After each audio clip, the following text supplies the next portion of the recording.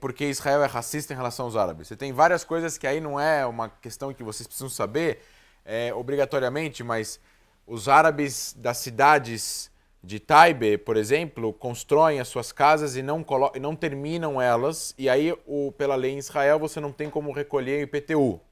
E a cidade arrecada dinheiro com IPTU, basicamente. Então, se você tem um monte de casas que não arrecadam IPTU porque elas não terminam de serem construídas, a cidade tem uma arrecadação mais baixa de IPTU proporcional do que deveria ter. E aí ela tem menos dinheiro para poder fazer coisas que ela deveria fazer com dinheiro próprio. Em compensação, Tel Aviv arrecada bastante IPTU. O IPTU mais caro de Israel não é Tel Aviv, o IPTU mais caro de Israel é Givatayim, que tem só 50 mil pessoas morando lá, o metro quadrado. E Tel Aviv, na verdade, o IPTU é um dos mais baratos que tem, porque é muito grande. Mas a organização em Tel Aviv é tanta de que todo mundo paga IPTU. Só que se você passa por vilarejos árabes no norte, você vê casas construindo o primeiro andar e o segundo para construir. Aí o filho faz 8 anos, casa, aí constrói o segundo andar e deixa o terceiro para construir. E isso faz com que as casas eles têm acordos com o prefeito para que eles não sejam cobrados IPTU. E no final das contas, é uma mão lava a outra. E isso faz com que as populações não paguem IPTU. Um bom argumento é falar, eles não têm uma cultura organizacional de viver numa entidade política X que tenha uma organização democrática e ocidentalizada de pagamento de impostos. Ponto final. E isso acontece nos países árabes, isso acontece também não pagar. Não, assim, mas o que eu vejo? Economizar imposto, vai lá, mas você tem menos serviço por causa disso. Não, aí mas os serviços que a prefeitura dá não são serviços que o federal dá. Isso é uma coisa. Se impor vale, as pessoas não deixam vocês falarem, então seria legal se impor. A parte principal, essa parte de limpeza étnica que aconteceu em 48, toda essa parte de expulsão, vale a pena sempre assumir que existiu expulsão, mas que isso não significa que é limpeza étnica. Muito pelo contrário, a entidade sionista, até o momento de que foi forçado a entrar no conflito, era contra qualquer tipo de expulsão e era a favor de que eles ficassem no território e que eles pudessem viver no território, e era isso que estava escrito na independência de Israel. E a guerra de independência aconteceu depois da declaração de independência, e estava escrito na declaração de independência que todo mundo é o cidadão, se ele é judeu ou não judeu, árabe ou muçulmano, ou judeu ou israelense. A questão da expulsão das pessoas durante a guerra de 48, que acabou só em 49, é uma guerra civil generalizada por controle de um território que não tinha nenhum dono depois do fim do mandato britânico, né? E isso ocasionou com uma vitória israelense e o êxodo de 150 mil árabes, parte expulso, parte não expulso, parte por livre e espontânea vontade. Só que como sair disso? Isso era a coisa mais normal que existia numa guerra entre duas populações étnicas naquela época. Israel e os árabes não diferenciavam de nada a guerra que teve entre Índia e Paquistão, entre a França e a Alemanha, entre a Grécia e a Turquia, entre a Turquia e a Armênia, entre Azerbaijão e algum outro país, entre a Geórgia e a Rússia e por aí vai. Vários e vários países tiveram guerras, que existiram expulsões e existiu o êxodo de pessoas, e isso não significa que existiu uma limpeza étnica, porque a entidade sionista era contra a limpeza étnica, e está escrito e documentado de que a organização sionista era contra a limpeza étnica, e se tivesse tido limpeza étnica, não teriam 350 mil árabes que ficaram na região e que depois se tornaram 1.800.000 árabes muçulmanos que existem hoje. Isso é o argumento a ser enviado. Ou seja, o pior crime de todos... Fala, você queria falar? Eu acho que é muito mais postura do que argumento, porque... Depende com quem você está falando. A gente está falando... Eu estava provocando, claro, mas se eu fosse um acadêmico, o árabe, eu não ia aumentar a voz, eu só ia falar em termos específicos, mas aí talvez você não vai nem querer entrar numa discussão acadêmica com um acadêmico árabe. Exatamente. Mas assim, quando está se discutindo com uma pessoa que não tem argumentos e 95% não tem, é de ouvir falar, ou é de ler, eu ouvi isso e aquilo, a pessoa não tem argumento, então ela fica jogando, que é um apartheid, que tem um muro, que mataram crianças. Mas você falou bem, o muro era para proteger de atentados. E aí, não se esqueçam, o muro é 15% muro e 85% cerca. Não é um muro, é uma cerca.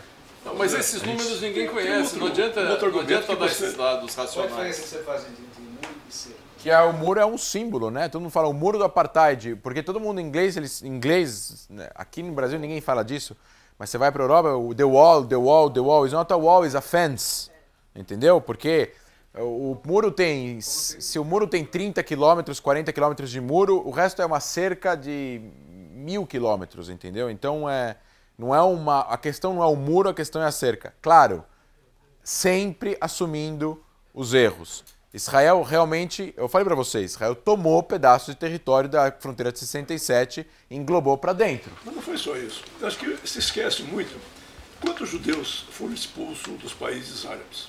800 mil.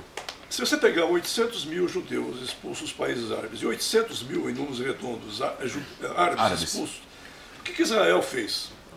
Inteligentemente e por uma cultura absorveu esses judeus. Fizeram parte da sociedade e hoje eles vivem como parte da sociedade. O que os árabes fizeram? Propositadamente, mantiveram eles em campos para que eles servissem de vitrine para as suas Isso ideias. é um outro argumento a ser usado. Isso é um bom argumento a ser usado também. Você... Mas lembrando que um não pode trocar o outro. Ou seja, não quer dizer que se o... então, já que os 800 mil judeus foram expulsos, vocês expulsaram 800 mil árabes? Não. Existiu um movimento étnico de tentar homogeneizar populações, que existia naquela época, era completamente legítimo. Tanto que 1,5 milhão ou 2 milhões de hindus saíram do Paquistão e foram para a Índia. 1 ou 2 milhões, não 800 mil. E a gente está falando assim... Isso é em números pequenos, se eu não me engano, alemães que saíram do que era a Alsácia. 2 milhões de alemães saíram de lá e foram para... Os mexicanos que saíram da Então, Califórnia. é por isso. Usar outros exemplos. Ou seja, não quer dizer que isso não existiu, quer dizer que isso era normal existir e de que existiram outros tantos. Eles podem argumentar, falar, tudo bem, no final das contas, vai ter pontos cruciais de uma discussão dessa, porque assim, ela não vai conversar com vocês. Ela vai levar um banho do Benny Morris, que vocês já vão ver. E por quê? Porque o Benny Morris se não é o segundo ou terceiro acadêmico que mais tem informações desse assunto no mundo. Então, realmente, não é páreo para ela. Não teria alguém que conseguiria ganhar uma discussão com o Benny Morris. Só que não tem como criar vários Benny Morris no mundo. Por isso existem os livros deles que podem ser lidos, né? Ele tem mais de 10 livros a respeito do assunto. Mas a questão é muito simples. É sempre olhar para o futuro. Então você pega, por exemplo, como eu conversei com você, quando a gente está conversando aqui e eu estou tentando insistir, qual a melhor coisa a ser feita? A melhor coisa a ser feita é falar, foi o que eu fiz com o Hassan daquele restaurante Aljania, que é basicamente o que eu fiz aqui. Ele não parava de falar, obviamente que ele estava sendo muito mais simpático, ele me deu cerveja, me deu rumos, e tal, só que é o típico de pessoa que é muito difícil de conversar. Por quê? A visão de mundo dele é anarquista esquerda extrema, é PSTU, é lá pro lado, é uma outra visão de mundo. Ele é ateu, só que então ele já não acredita em fronteiras, ele não acredita muito em nação-estado, ele não acredita muito ele deslegitima qualquer tipo de força policial. Não só em Israel, nos Estados Unidos, no Brasil, na Argentina, onde for.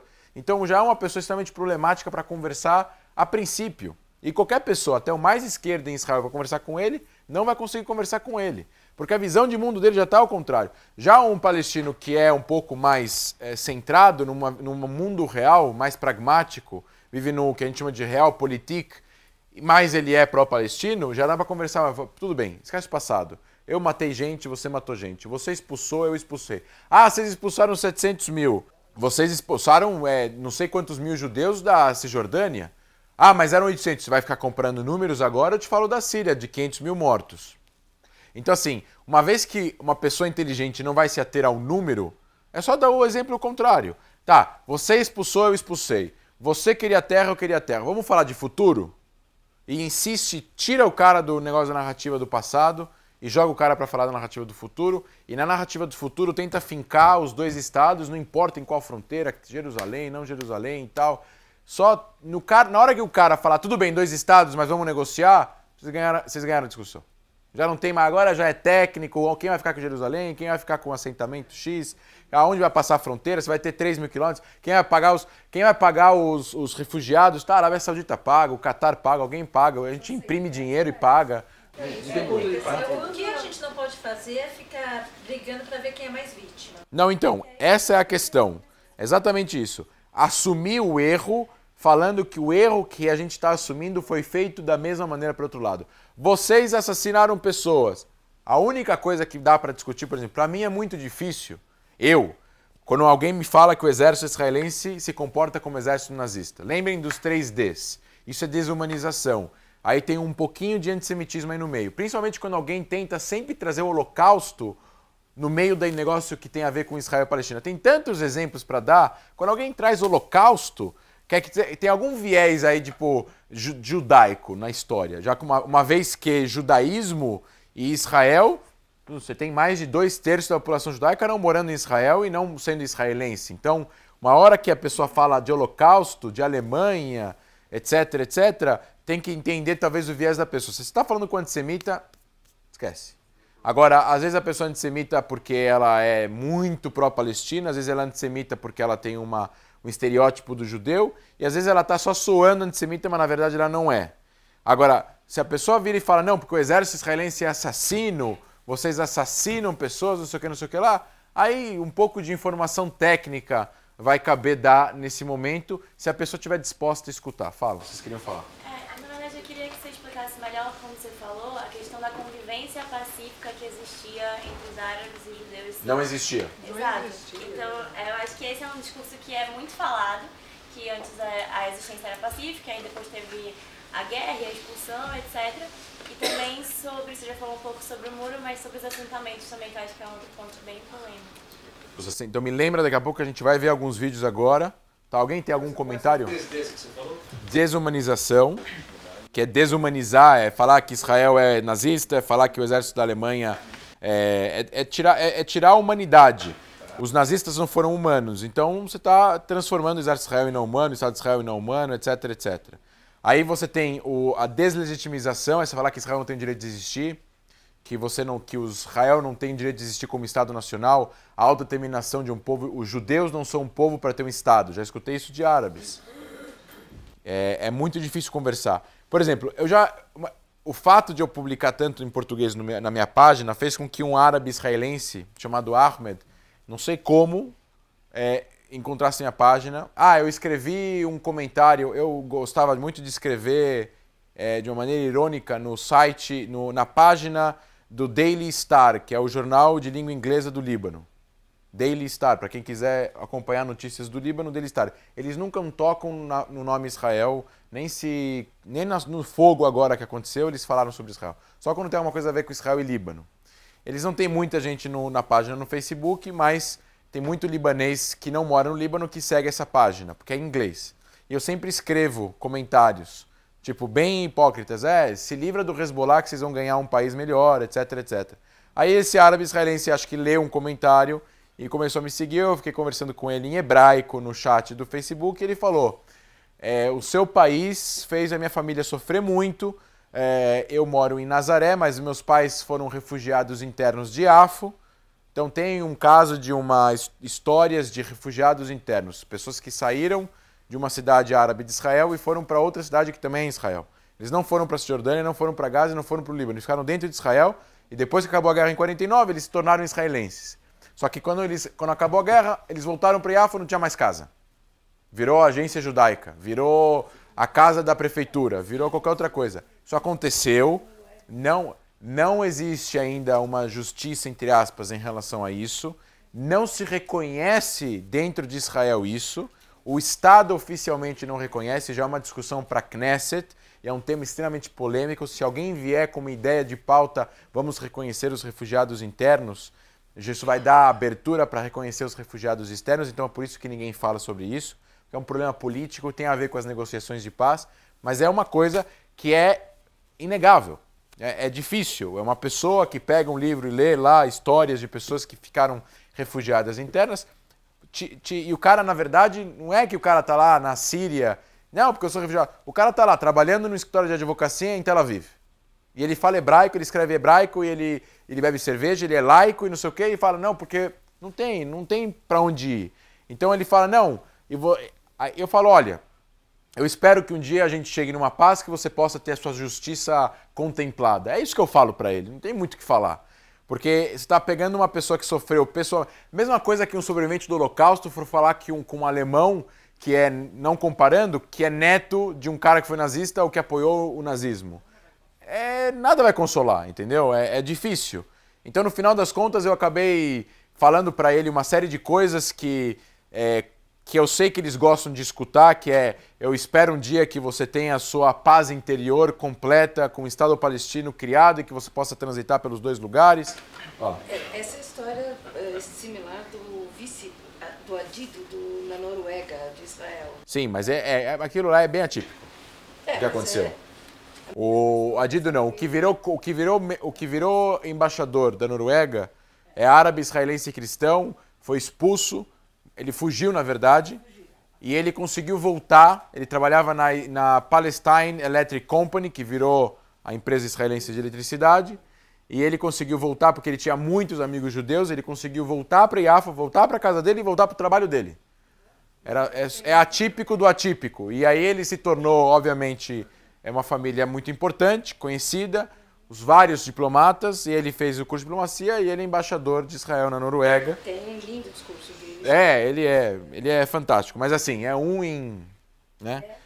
É óbvio, porque você tem aí a elite palestina, de gente extremamente bem educada, de muito dinheiro, a maioria dos palestinos ricos fugiram de lá antes da declaração da independência, antes da partilha, foram para os Estados Unidos, foram para a Europa, são famílias de palestinas conhecidas, eram 7, 8 famílias muito bem economicamente, e uma grande massa de população, assim como é nos países árabes, de gente que é semi-analfabeta, ignorante, naquela época, né? Então isso fez com que essas pessoas fossem pro Líbano, para Gaza, os mais pobres foram para Gaza, então Gaza é o creme de la creme ao contrário da sociedade palestina, infelizmente, entendeu? Então tem coisas que não dá, mais uma vez, recapitulando, não dá para sair. Então sempre que não der para sair, puxa para o futuro, qual é a solução? Israel não vai desaparecer. Você não precisa ser sionista, Israel não vai desaparecer, você sabe que Israel não vai desaparecer. Porque boicote, não sei o quê. Ninguém vai boicotar Israel. É impossível boicotar Israel. Você acha que o quê? Todos os países vão boicotar Israel? Israel tem mais de relações com mais de 160 países. Então qual é a solução? 2 estados? Tá bom, vamos fazer. Eu vou protestar toda vez que Israel fizer violações de construção de assentamento ilegal. Você vai protestar comigo para a criação de 2 estados? Se tiver uma passeata para a criação de 2 estados, vou. Então tá bom. Então eu vou na tua passeata, você vai na minha e acabou. Esse das mãos, acabou a discussão. Agora, se você vai na minha passeata para a OLP reconhecer Israel? Mas a OLP já reconheceu Israel. Tá. Os estados... OLP. Os outros estados árabes. Aí você está falando da Liga Árabe. Da Liga Árabe. Ah. Eu vou fazer uma passeata para que a Liga Árabe reconheça o Estado de Israel. Você vai junto comigo? Se você for na minha para acabar com a ocupação, sim. Acabou. A Liga Árabe, na verdade, reconheceu Israel com a proposta de 2002, né? Porque eles estão falando lá de fazer paz com Israel. Então, foi aprovada por eles. A Liga Árabe tem algum certo diálogo com Israel, na minha opinião, por baixo do pano. A maioria dos estados que estão lá não tem interesse nenhum de o ISIS ou qualquer outro grupo desses crescer, e o Irã não faz parte da Liga Árabe porque não é árabe. É sempre melhor vocês falarem dessa maneira. Sempre que ficar num beco sem saída de coisas capciosas, que é principalmente alguns massacres judaicos de 29, de 32, de 36, os assentamentos. Escuta, falar mal do Bibi numa discussão não quer dizer que vocês não quer dizer que vocês são antissemitas, antisionistas e anti-Israel, muito pelo contrário.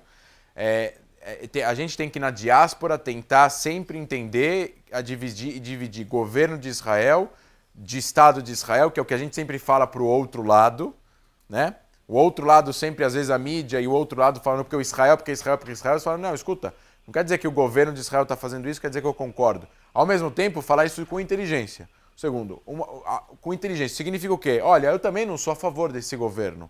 Eu também, até se vocês sejam a favor, vocês não precisam falar que são, porque aí não vai ter discussão nenhuma. Entendeu? Por mais que sejam Likud até o final, vocês podem falar, olha, não, porque não sei o quê, porque não sei o quê. No final das contas, essa pessoa vocês vão conseguir tirar ela daqui e trazer ela para cá. Vocês não vão conseguir tirar ela daqui e trazer ela para cá. Ele não vai virar sionista agora.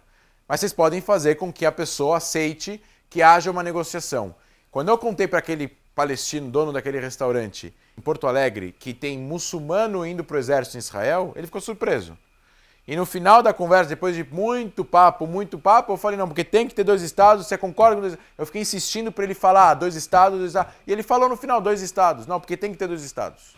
Acabou. Alguém segue o meu Facebook? Conhecem o Sami Zahra, um árabe que fica enchendo o saco lá o tempo todo? Insuportável, sempre escreve a mesma coisa. Ele não era contra a existência de Israel. Ele virou, depois de anos conversando com ele no chat, no particular, ele aceitou 2 estados. Ele critica Israel do começo ao fim, mas ele escreve lá, sou a favor de 2 estados. Mas não importa se ele é a favor que Israel tenha Jerusalém ou não tenha Jerusalém. Ele é a favor de 2 estados, ele não é contra a existência de Israel, para mim já é o suficiente. Não sei se para vocês, mas numa discussão, para ganhar uma discussão numa simulação, basta isso. Fala. André, você estou com um argumento naquela hora que falou, quer dizer que meu avô não pode, meu avô morava lá e agora eu não posso voltar para lá, que eu queria morar também, meu filho também não vai poder, etc e tal. Pode ter uma resposta muito fácil. Você fala, é verdade, existe um país que os netos não podem voltar e virar cidadãos daquele país. Ah, que bom, qual que é? Itália.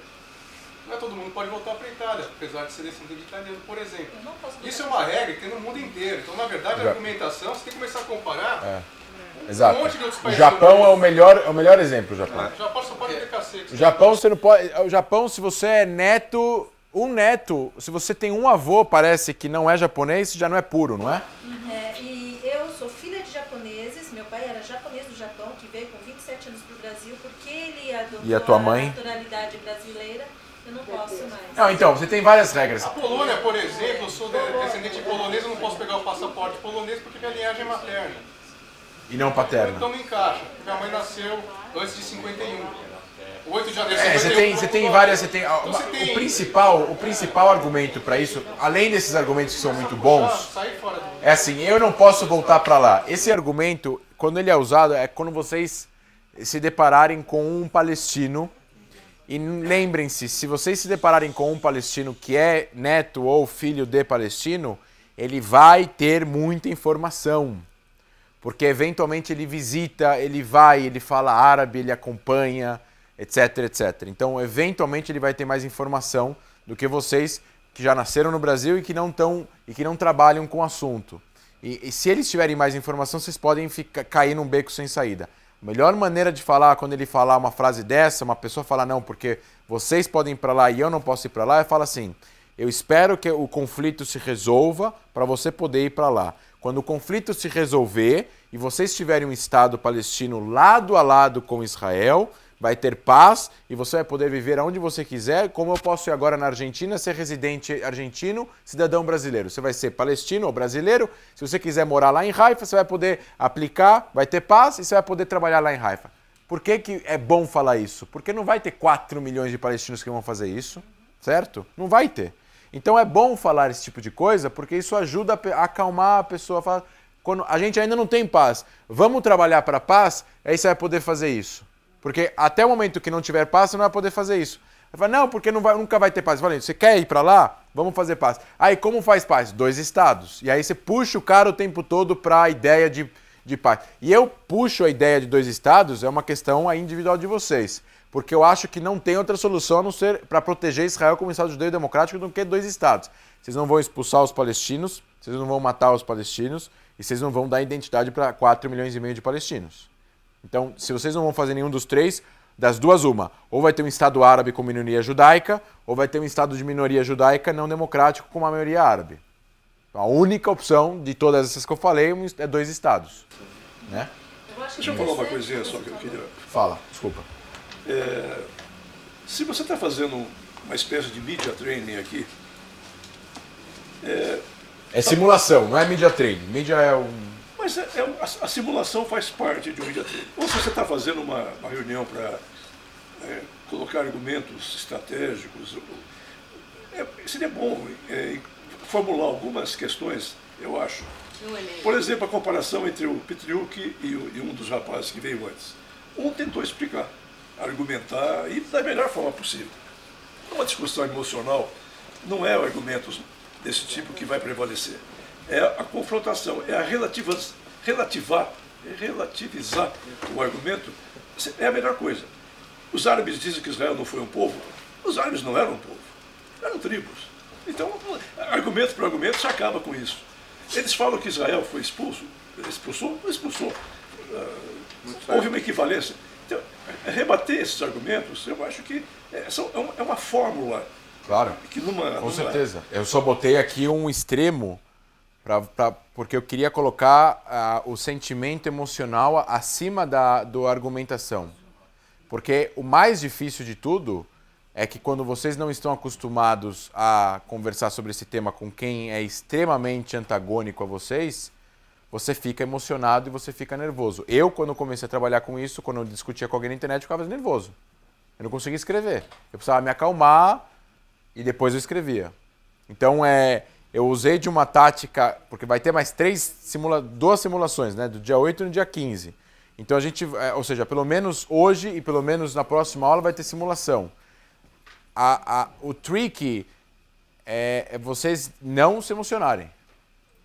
Não importa o que a pessoa fale. O trick é não se emocionar. Eu acho que a coisa importante que você colocou, um passando e talvez é bom reforçar, é sempre ter um objetivo aonde você quer chegar na discussão. Porque senão a gente...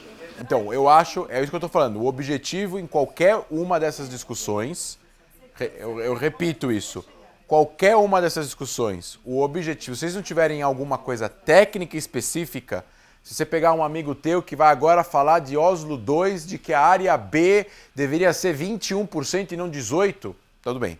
Aí você vai só nesse ponto. Mas se é uma coisa que fica sempre indo e voltando, porque normalmente assim, tem guerra em Gaza, vocês vão pegar gente que vai ficar voltando para 48, que vai ficar voltando para 67, que vai voltar para o movimento sionista, que vai voltar para Herzl. É sempre a mesma coisa. Vocês sempre vão ser voltados para datas do passado, do que aconteceu com os palestinos, da expulsão, etc, etc. A melhor coisa que tem para fazer é falar 2, 3 frases para confortar a pessoa e trazer a pessoa para o futuro. Por quê? Eu não sei se eu falei isso aqui já. Toda vez que vocês conversarem com uma pessoa que tem um estereótipo de um assunto e ela está emocionalmente envolvida com ele, ela vai filtrar informações. Então vamos supor agora, tem 4ª guerra em Gaza, tá? Morreram já 1000 pessoas. E vocês vão conversar com alguém que está sensível em relação a isso. Apareceu lá uma foto de 10 palestinos, 10 crianças mortas, que aconteceu uma desgraça. Vocês vão falar, olha,